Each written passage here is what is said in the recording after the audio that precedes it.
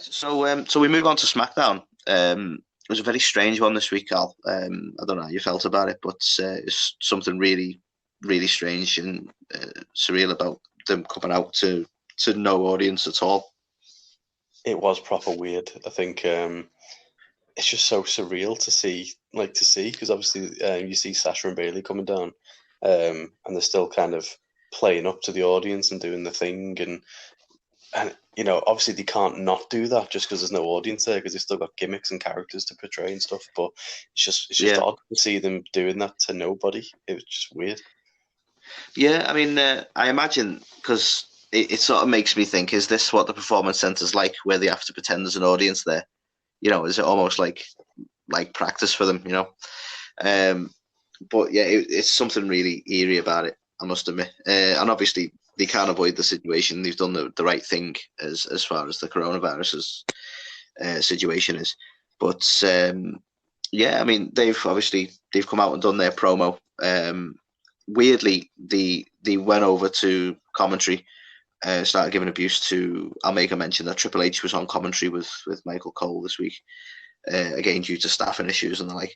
But they went straight over to commentary and they started referring to the fact that Paige wasn't there, and that was how they let us know. That's how they let us know Paige isn't going to be there this week, despite being billed for it all week.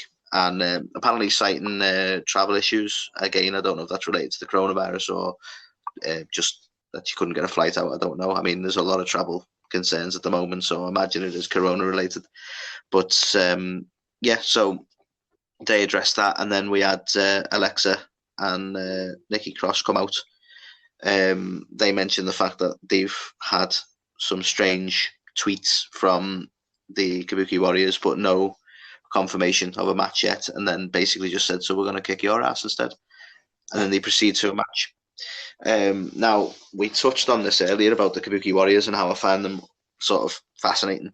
And this is one of them examples because the match itself, I mean, it's always a good match with Alexa Bliss, but the match itself was just a standard match. But then Asuka comes out and interrupts the match, costs them the win, and then just stands on the ramp doing a little dance. Very weird. And when you're like, she's insane. Yeah, it's just little things like that. You're like, I don't know what they're going for, and I don't speak the language, so I don't even know what they're saying.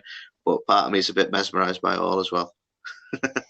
Yeah, I also thought it was weird that only Asuka came out and not Kairi Sane.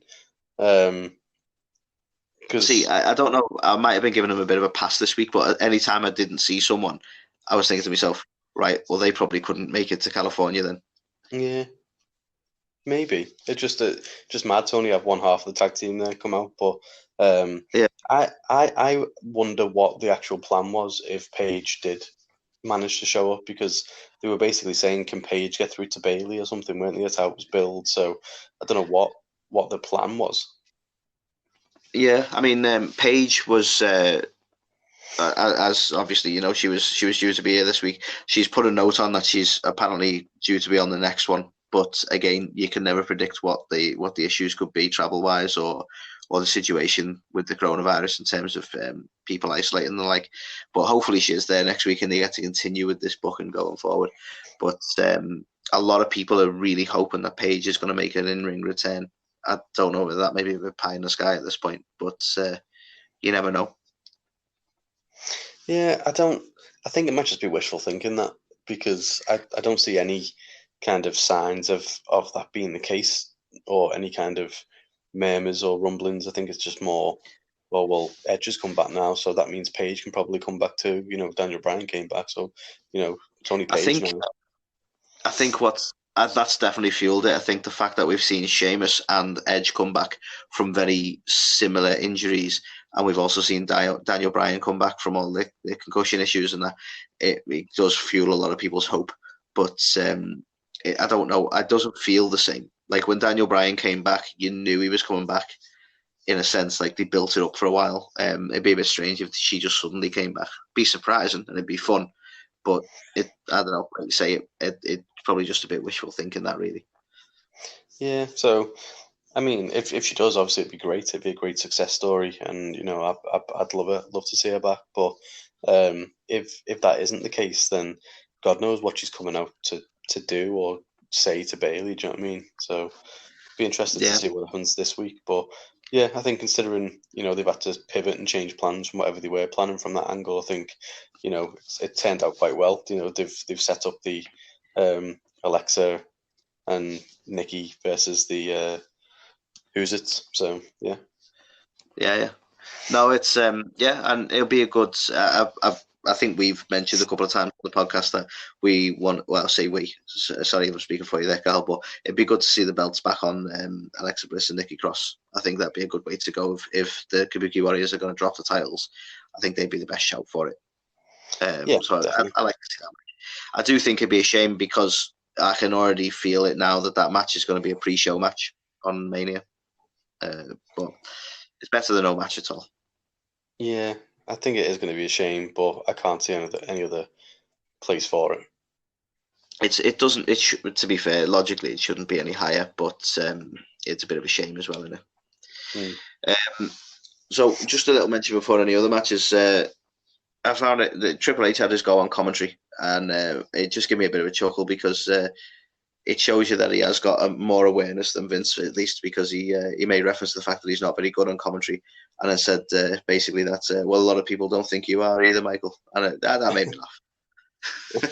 But he popped a few shots at Michael over the night, and they're clearly old friends, aren't they? But it just tickled me that, and it shows you that he is aware of what people say, despite the delusional approach that WWE sometimes has, but obviously he doesn't get to make all the final decisions, so fair enough, But yeah, I just wanted to give that a mention because it's going to be a chuckle. I thought he did a fantastic job, Triple H, and I thought it was refreshing to see a bit of humour, like on the commentary desk again, because I feel like for the longest time it's just like Michael Cole's bland as fuck.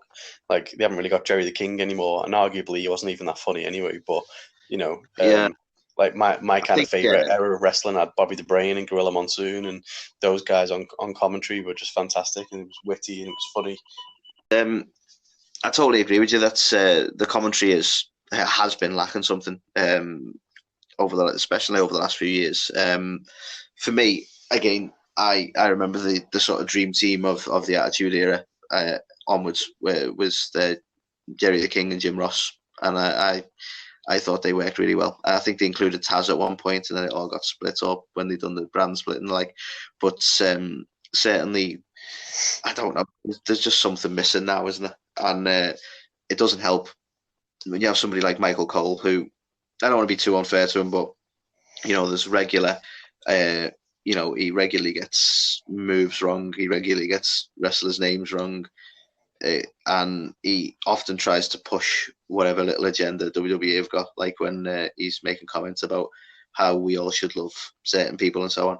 But it was nice to see Triple H not taking it too seriously, basically. I think it did help. It certainly helped the situation we're in at the minute as well.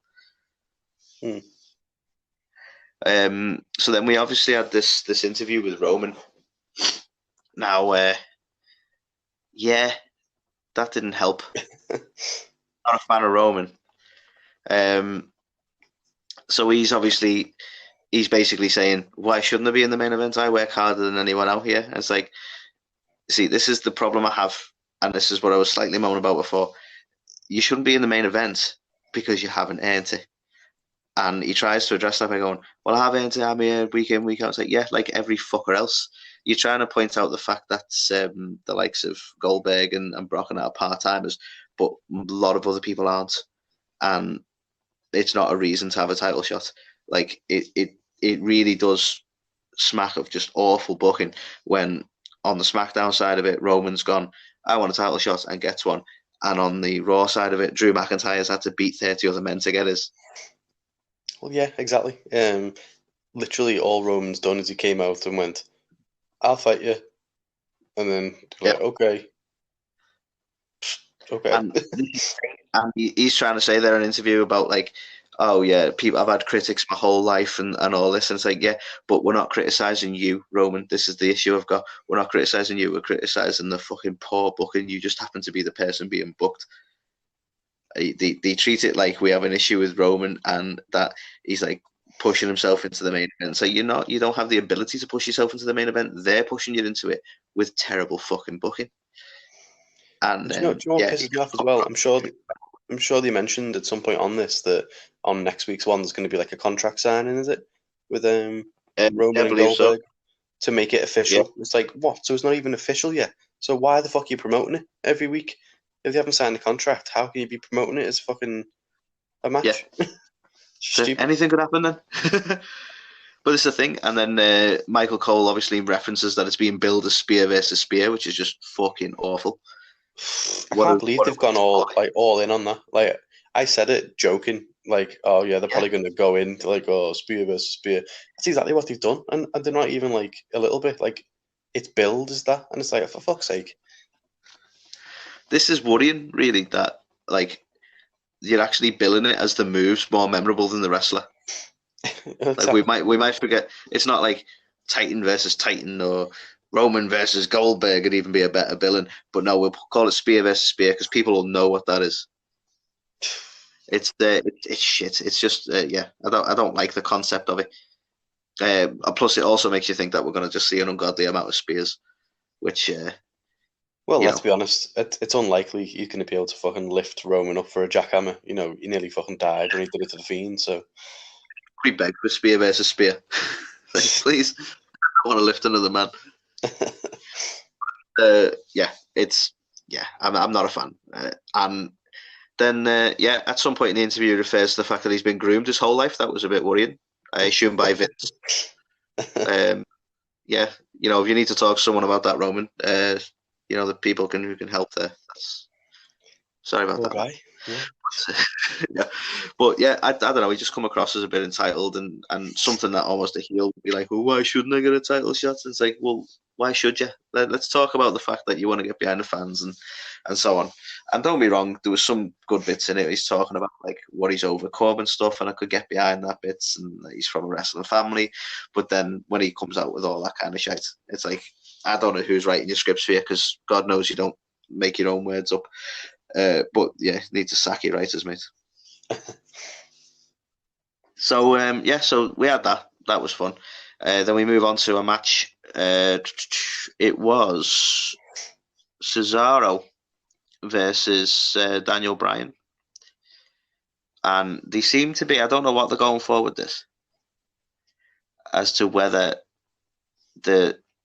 because they had obviously this bit of respect between Drew Gulak and Daniel Bryan backstage, and then those three came along and were being dickheads, and then it led to the match. But then obviously Gulak came to the ring with Bryan, and then there was interference on both sides. And I don't know if they may be pushing for some sort of tag match at Mania, which again I wouldn't mind seeing, other than the fact I'm not a big fan of Zayn or Cesaro or Shinsuke. Really, it could be any opponent, but it'd be nice to see how they tag team together, Bryan and Gulak. How do you feel about that one? Again, it just feels a little bit thrown together, doesn't it? It's like, where did this little feud come from? You know, like, what happened to Braun? Like, is it only because of the fact, maybe flight issues and stuff like that, or is this the way that they were always intending to go? Because it just didn't really make a lot of sense. Like, I like the idea of Drew and Bryan being like, close now, and like he's earned his respect, and they're both happy and stuff. I like that, but I'm not really sure where the whole Cesaro and Shinsuke and Zayn fits into it. Yeah, it's a bit of an unusual setup in it, really. But other than the fact that they just like to walk past and give people shit, basically. In a similar sense, they had Jeff Hardy return. Always good to see Jeff back, the high flyer as he is. And then he ends up in a match with Corbin, because Corbin was there. But we had Elias with this sort of hassling Corbin and wanting to play the song and building towards a feud between them two. So it almost had Jeff as the sort of bit player to this feud, really. Again, Jeff took the win, as he should, and I think any time Corbin loses is a win for everybody. But I don't know. Yeah, it's okay. I don't particularly want to see a match between Elias and Corbin, but it certainly seems to be what they're aiming for now. I think the original plan was John Cena versus Elias, so he's probably had to do something. But I'm just not a fan of Corbin. Basically, that's the problem with this. So any feud he's in is probably not going to be the most entertaining match for me. I feel like it's only bad things for Elias as well because he's coming off a loss to fucking Roman, so he's obviously going to have to get some redemption in his next main feud. Hardy's just gone over him, so if it is Elias, then unfortunately you would assume Elias isn't going to come out of that the victor, which is a shame because I think it'd be harmful to obviously squash Elias at this point because I think he's done well to kind of, stand out and do all right for himself. So hopefully that isn't the case. I think just a note on Jeff. I think it was really good seeing him back. He looked fresh. He looked healthy. Like I've met Jeff Hardy when he's absolutely coked out of his face. He looked. Yeah, it was a good. But he looked. He looked like he had his head back in the game. Which is good. I dare say he even looked better than when he returned with Matt at Mania. Yeah, I agree. He looked focused. But no, it was good to see him back. One little mention I want to give. A bit odd that they called it the Twist of Fate, the Twist of Fury. That was weird. That's really weird. That apparently Matt Hardy was getting a load of flack, wasn't he, from fans? Basically, people thinking that he'd trademarked it and stuff. And now that he's left WWE. Yeah, that makes you wonder what's motivated the change because everyone knows it's the Twist of Fate. It's been there for years. Exactly, and the Twist of Fury doesn't even make any sense. No, how do you twist Fury? No idea. I'm sure Braun Strowman knows. What goes on in the locker room stays between the one and yeah, a quick mention because I never wrote it in my notes, but I do remember it happening. Was Miz and Morrison doing a bit of a promo about how great they are? Probably not really noteworthy, but other than the fact that I think they played to the non-existent crowd better because they acknowledged that the crowd weren't there, but then used it. Do you know what I mean? I thought that promo was probably a bit better than like Bayley and Sasha literally just pretending they're there. It gave me a little bit of a chuckle when they're saying about like the films, like if anyone objects, say so and stuff like that. And then obviously the Miz piped in over Morrison's film, which I honestly can't remember the name of his film. But there you go. But yeah, not a bad little promo, and surprisingly not much happening to it. It wasn't any big interferences or anything like that, really. And then the last bit, probably the main moment point for the pair of us here, Carl, was John Cena turning up and having a bit of a back and forth with Bray. So how do you feel about that? I don't know. I thought it was all right. I think Bray did a really good job. I just think he's fantastic as both Bray and the Fiend characters. But I did really like the kind of angle that he approached it from. Yeah, I agree. I think the only thing making that promo good was Bray, if I'm honest. I didn't like John Cena. I don't know what the aim is here because I didn't like John Cena's speech. It smacked of a load of bullshit, to be honest, because he's talking like he's never buried anyone and it's always down to people's like choices and stuff like that. And it's like, no, I saw you bury Zack Ryder. I've seen you bury every member of the Nexus. When you want to get the shovel out, you will get the shovel out. So it does happen in the industry, but he's trying to act like it was all about, willpower. And I get it because he's trying to rebuttal Bray saying that, it's John's fault. But at the same time, it's a bit like, well, you're trying to ignore a lot of what's gone on in the past over like you getting, but because he's like, and I've lost to people, and he's talking about main event matches he's had at Mania. It's like, that's not really the same thing. That's not really a Zack Ryder level burial, is it? But what I struggled with is I didn't think John was coming out as the heel, but to me, I'm getting behind Bray at this point, and he's the heel. But I don't know if that's what they're actually going for. Yeah, I don't think they are going that route with it, but it does come across that way. I think similarly to the whole Roman promo, for whatever reason, they're making the supposed baby faces in this come off as like entitled and up their own ass almost. Do you know what I mean? Which isn't really helpful to either character. But I think you were absolutely right when you say that Bray was the one who made this promo what it was. I think kind of drawing upon like the previous stuff and the previous Mania match that they had when he was Bray Wyatt before the whole Fiend thing and stuff. It did do its job, I think. But yeah, Cena didn't really bring whole lot to the party, really. Yeah, no, I totally agree, and it did what it needed to do. I'm hyped for it, and I dare say it actually has helped towards a lot of the damage the Showdown did, because I'm getting behind this now. And the only thing I want to say on it is that if they book Cena to win, that is going to be the nail in the coffin for the Fiend. That'll totally fucking ruin it. I hope they don't. I hope he's going to come out with the win, but you never know with WWE. I mean, I'd like to assume this is the opportunity for Bray to avenge his loss against Cena. I feel like it's pretty typical in the wrestling biz to kind of whenever you get a victory and then you play it back, you usually let the other one take it.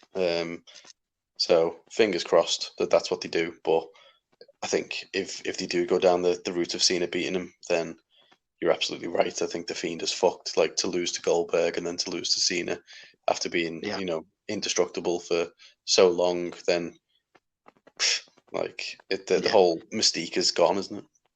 Yeah, they'll have just ruined it. But fingers crossed, because they have hyped me up a bit for that match. It's going to be a good match. Yeah, I mean, I'm excited. Oh yeah, and that is actually that was how they closed out SmackDown. So I'll give a brief mention because it seemed like, as I talk about it, it seems like a short one, but they did spend a lot of time on that Elimination Chamber tag match, which they sort of played through again. So you could tell that there was a distinct lack of wrestlers, maybe, or ability to carry on any further storylines or whichever.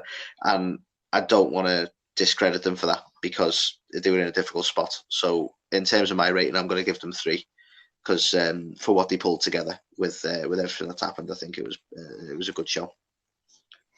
I'm also going to give it a 3. I think for me, it was the best of a poor bunch of TV episodes this week. I think for every other week when we've done this, I think Dynamite's always come out on top for me.